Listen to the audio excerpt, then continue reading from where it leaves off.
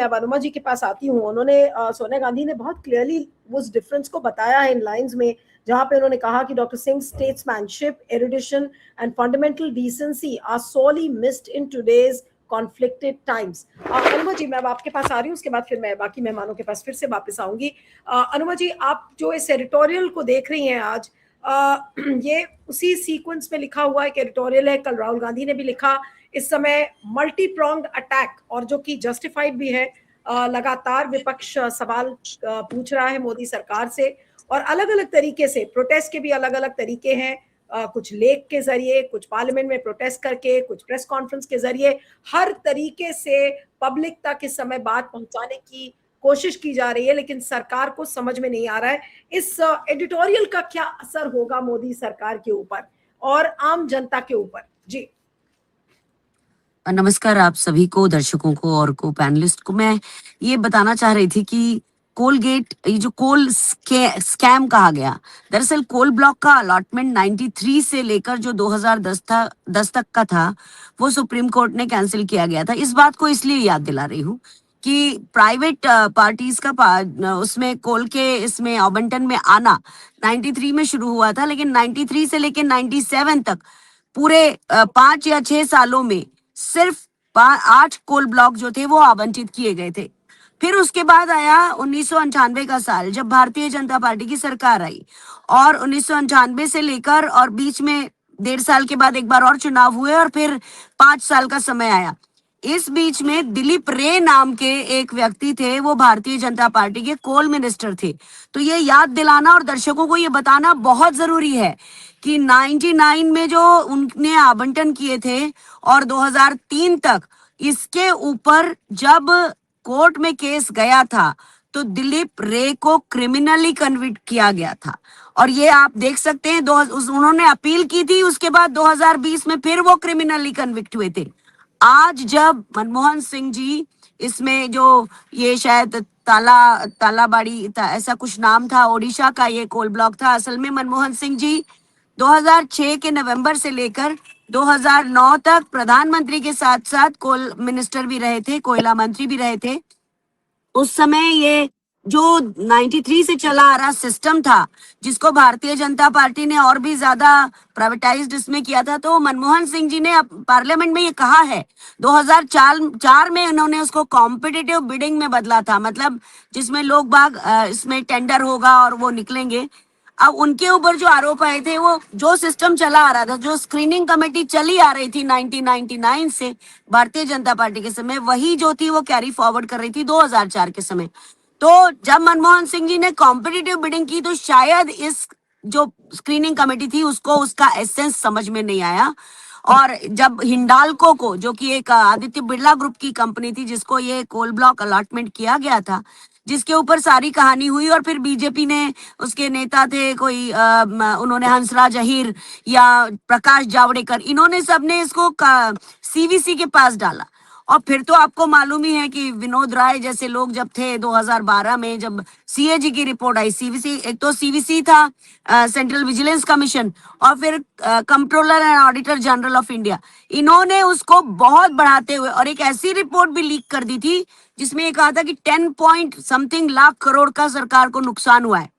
बाद में जब असली डॉक्यूमेंट आए तो उसमें बोला कि 1,88,000 करोड़ का है। ये जो सोनिया जी ने आर्टिकल लिखा है वो मनमोहन सिंह जी के ऊपर फोकस करके लिखा है, पर मैंने ये बातें इसलिए बताई कि बीजेपी के कोयला मंत्री दिलीप रे के ऊपर क्रिमिनल चार्जेस लगे और उन्हें दोषी पाया गया, जबकि मनमोहन सिंह जी को जब उनकी सीबीआई कोर्ट ने क्लोजर रिपोर्ट दाखिल कर दी थी, तो भी भरत पराशर नाम के जो वकील थे, जो जज थे पटियाला कोर्ट में, उन्होंने उस क्लोजर रिपोर्ट को खारिज किया। और आज जो सुप्रीम कोर्ट ने 29 जुलाई को जो खारिज किया है, वो उस क्लोजर रिपोर्ट को एक्सेप्ट किया है, और ये कहा, जो फटकार लगाई है पटियाला कोर्ट को, वो यही लगाई है कि आपने ये, जब ये क्रिमिनल केस था नहीं, जब सीबीआई के केस में कहीं था ही नहीं ये बात, तो आपने क्यों किया।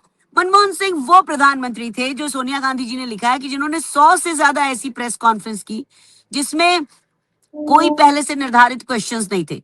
तो सोनिया जी ने उनके बारे में जो लिखा है और उसके साथ साथ समकक्ष में रख रही थी कि भारतीय जनता पार्टी के समय में क्या हुआ था। और ये जरूरी है बताना, क्योंकि भारतीय जनता पार्टी के समय में कभी भी जो टेंडरिंग की प्रोसेस है, चाहे वो भारतीय वायुसेना या इसके हमारी सेनाओं के परिप्रेक्ष्य में हो या कहीं और हो, ये इनको समझ नहीं है उसकी। ये कहीं पर भी कॉम्पिटिटिव बिडिंग करते नहीं है। जब सेनाओं की बिडिंग होती है आजकल, तो सीधे सीधे उस कंट्री में जाके एक पर्टिकुलर दाम जो वो तय कर लेते हैं, जिसमें बीजेपी का काफी सारा हिस्सा होता है, मुझे ऐसा लगता है। क्योंकि 350 करोड़ का राफेल जहाज जिन लोगों ने 1800 करोड़ में पहले खरीदा, और अब जो 114 के खरीदने की बात हो रही है वो 2500 करोड़ में हो रही है।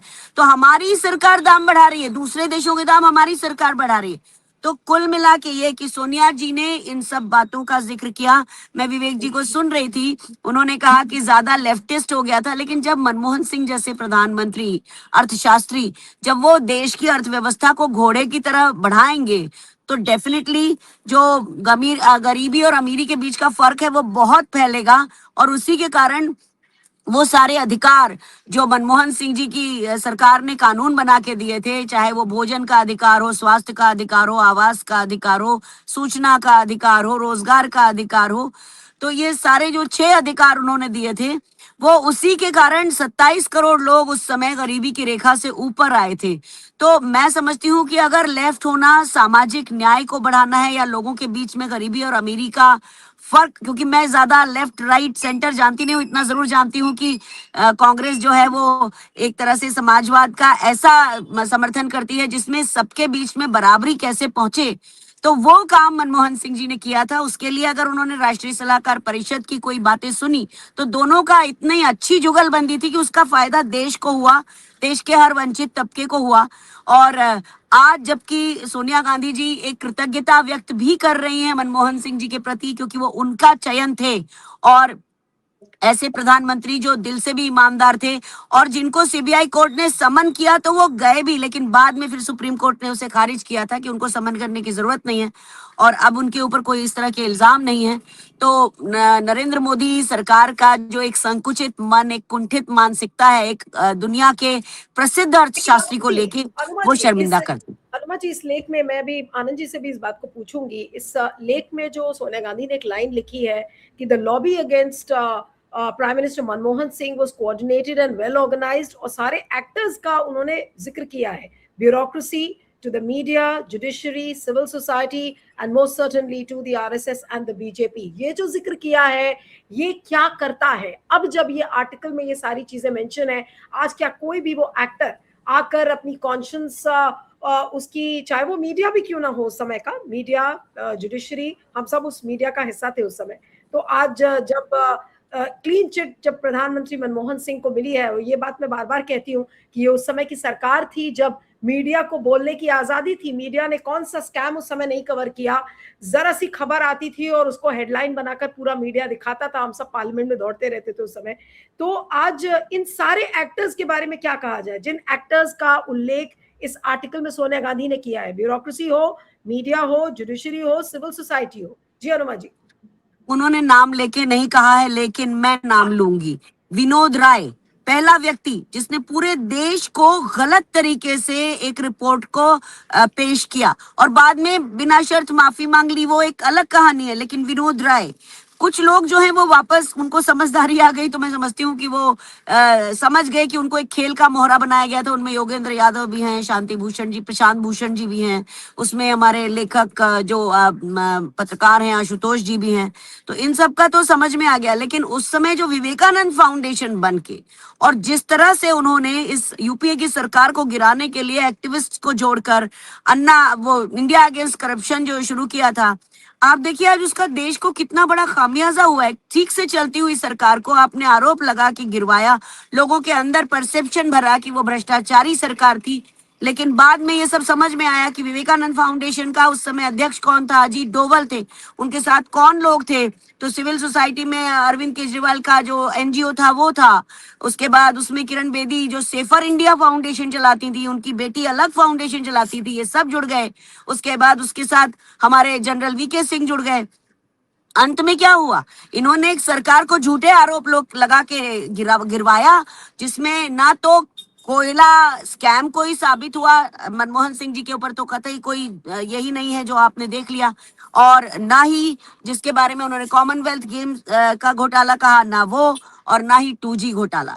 तो सरकार गिराने की ये जो एक साजिश थी, और आज देश उसका खामियाजा भुगत रहा है। आधे लोग जो विवेकानंद फाउंडेशन में थे वो बीजेपी में चले गए, आधे लोग जो है उन्होंने आम आदमी पार्टी बना दी, और देश को क्या मिला? देश का लोकतंत्र जो है वो खतरे में है। खतरे में क्या है, लोकतंत्र बचा ही कितना है। तो मैं ये कहती हूँ, सोनिया जी ने नाम नहीं लिखा, लेकिन नाम लिखने के लायक हैं। इन लोगों ने देश की चलती हुई एक सरकार को तोड़ा, और आज हमको 50 साल पीछे लाके पटक दिया है। कांग्रेस की होने के नाते नहीं कह रही हूं मैं, ये सारे आंकड़े बता रहे हैं कि हम दुनिया के हर आंकड़ों में, हर स्केल पर हम पीछे गए हैं।